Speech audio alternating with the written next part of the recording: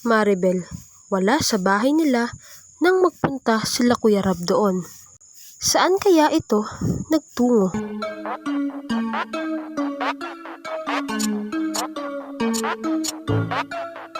Sukidesu.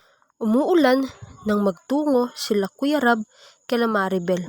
Sa ibang direksyon nga sila dumaan na inakala nilang mas maganda ang daan at mas malapit.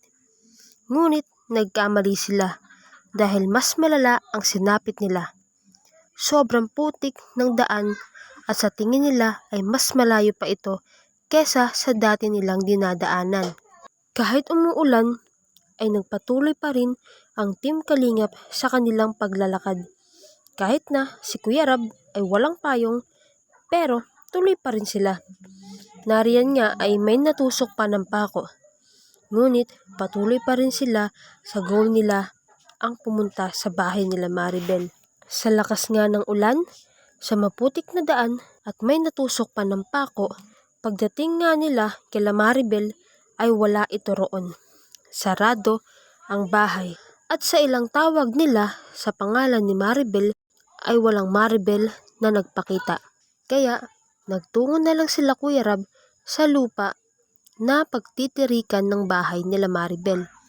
Dahil nung araw na iyon, ayun na rin ang araw na magsisimula sila sa paggawa ng bahay ni Maribel.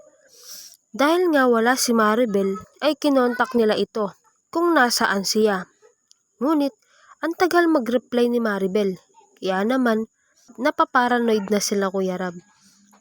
Kung ano-ano na ang iniisip nila na baka daw pinalayas na sila Maribel sa tinitirahan nila.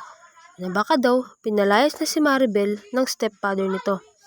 Ngunit, mali ang inisip nila, Kuya Rab, dahil nandun lang pala sila Maribel sa tito nito.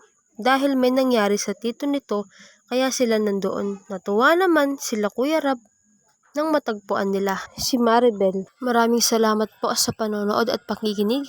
Please do not forget to like, leave a comment, share, and subscribe po sa aking munting YouTube channel. Maraming salamat po. God bless us all.